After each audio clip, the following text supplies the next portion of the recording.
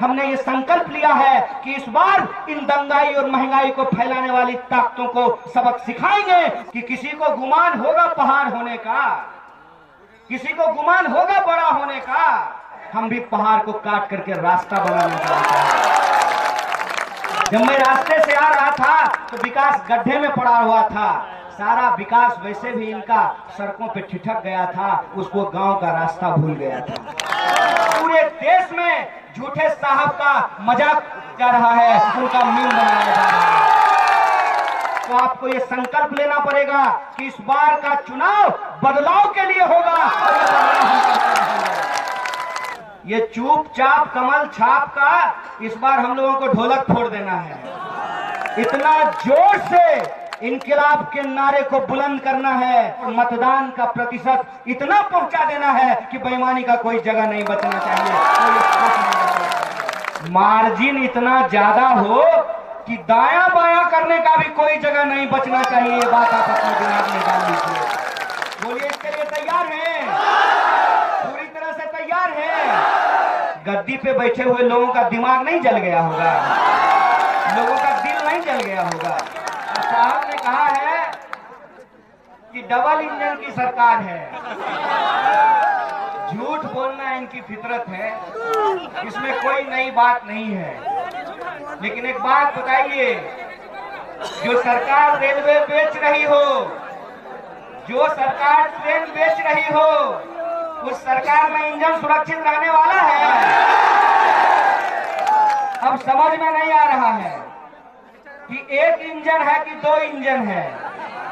Engine एक हो या दो, इतना तो तय हो गया है, एक ड्राइवर और दो खलासी है।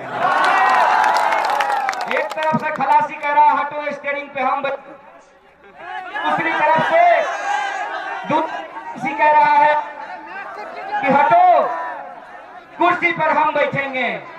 कि ये चुनाव है ही नहीं, इसीलिए हम इसको सिर्फ चुनाव की तरह नहीं देख रहे हैं।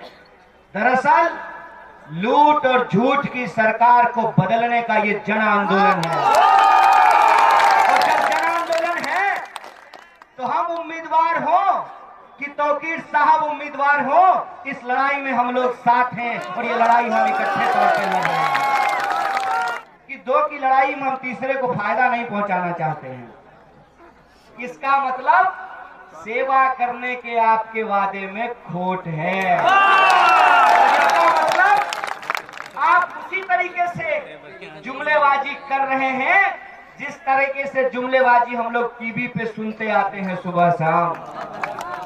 एक बात बताइए, जो लोग ये दावा करते हैं कि हम भाजपा को रोकना चाहते हैं, उनकी लड़ाई में ये ईमानदारी दिखनी चाहिए कि नहीं दिखनी चाहिए?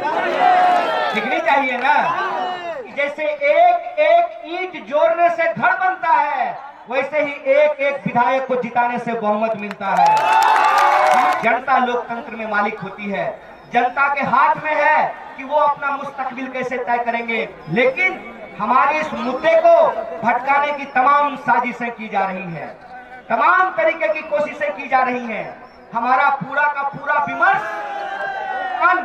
जय किसान और जय संविधान के दायरे में होता है, उनका पूरा का पूरा विमर्श हिंदू और मुसलमान के दायरे में होता है। इसीलिए इधर उधर की बात की जाती है, इसीलिए इधर उधर की बातों से लोगों का ध्यान गुमराह किया जाता है। आप देखिए कि देश के किसान मर रहे हैं खेतों में, देश का किसान मर रहे हैं खेत में मर रहे किसान, सीमा पे शहीद हो रहे जवान। इसीलिए तो आपके टीवी में दिन रात होता है हिंदू और मुसलमान। और ये जो परिस्थिति है, परिस्थिति में हमको ये समझना पड़ेगा कि चुनाव इसलिए होते हैं कि जनता के सवालों पर पिछली सरकार ने क्या काम किया, क्या काम नहीं किया, इसका लेखा जोखा हो। चुनाव इसलिए 5 साल में होते हैं कि अगर सरकार ने काम नहीं किया तो उस सरकार को बदल दिया जाए। अगर जीवन भर के लिए सरकार चुनना होता, वाला मार दीजिए ना हो।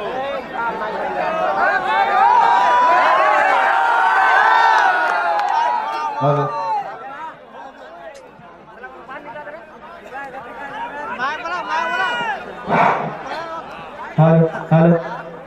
यही होता है, फैशन के दौर में गारंटी की इच्छा ना करें। तार वाला माइक देखिए, ठीक है, एकदम दनादन चल रहा है। बिना तार वाला माइक धोखा दे रहा था। मैं ये कह रहा था कि 5 साल में सरकार को बदलने का प्रावधान क्यों किया गया है। 5 साल में सरकार को बदलने का प्रावधान इसलिए किया गया है कि 5 साल में यदि सरकार काम ना की हो तो जनता उस सरकार को बदल दे, और वक्त वक्त के साथ सरकार बदलते रहना चाहिए। अगर वक्त के साथ सरकार नहीं बदलती है तो सरकार निरंकुश हो जाती है। जैसे तवा पे आप रोटी को 15 मिनट छोड़ दीजिएगा तो रोटी जल जाएगा, जलेगा कि नहीं जलेगा। गद्दी पे बैठे हुए लोगों का दिमाग नहीं जल गया होगा, लोगों का दिल नहीं जल गया होगा। इसीलिए वक्त के साथ सरकार बदलते रहना चाहिए। लेकिन सरकार बदलने का ये ताकत किसके पास है? पक्का कुछ लोगों को लगता है टीवी के पास है, कुछ लोगों को लगता है हेलीकॉप्टर के पास है ये ताकत, कुछ लोगों को लगता है कि झूठ के पास है ये ताकत। ये जन आंदोलन है जमहूरियत की रक्षा का, ये जन आंदोलन है अपने मुद्दों को, चुनाव का, अपने मुद्दों को जिताने का और आपके मुद्दों को भटकाने वाले लोगों को हराने का। ये इस बात का जन आंदोलन है। इसीलिए मैं आपसे ये आग्रह करने के लिए आया हूं कि 5 साल में सरकार बदलने का अधिकार, जो साथी नौजवान ने आगे से कहा कि जनता के हाथ में है, ये ताकत आपके हाथ में सुरक्षित रहे। और ये जो ताकत है, ये ताकत किसी का दिया हुआ गिफ्ट नहीं है। ऐसा नहीं है कि अपने आप हेलीकॉप्टर पर उड़ने वाला का भी वोट एक और टूटल का हीरो साइकिल पर चलने वाला का भी वोट एक हो गया। ऐसा अपने आप नहीं हुआ है।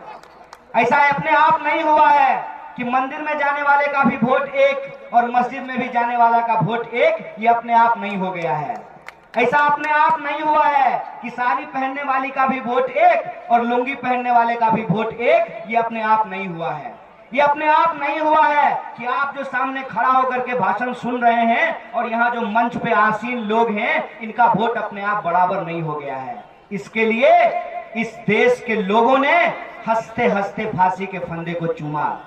इस अधिकार को दिलवाने के लिए, देश को आजाद कराने के लिए, जहां एक तरफ राम प्रसाद बिस्मिल ने शहादत दी तो दूसरी तरफ अशफाक उल्लाह खान ने भी अपनी शहादत दी। ये अपने आप नहीं हुआ है।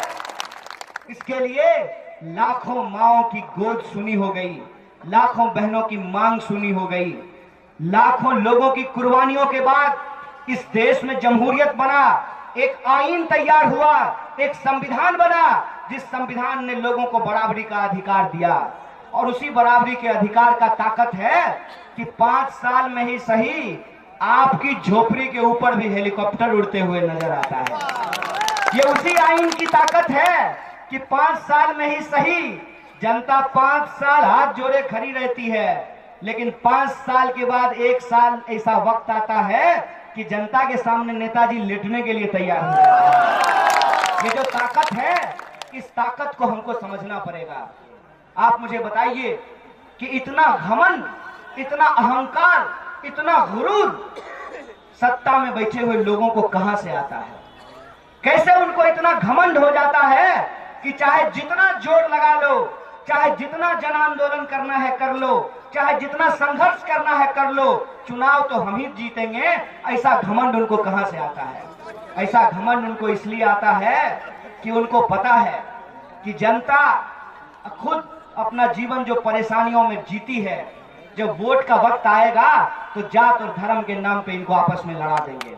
जब ये जात और धर्म के नाम पे आपस में लड़ जाएंगे तो बड़े आराम से वोट का गुना गणित लगा करके हम चुनाव जीत जाएंगे।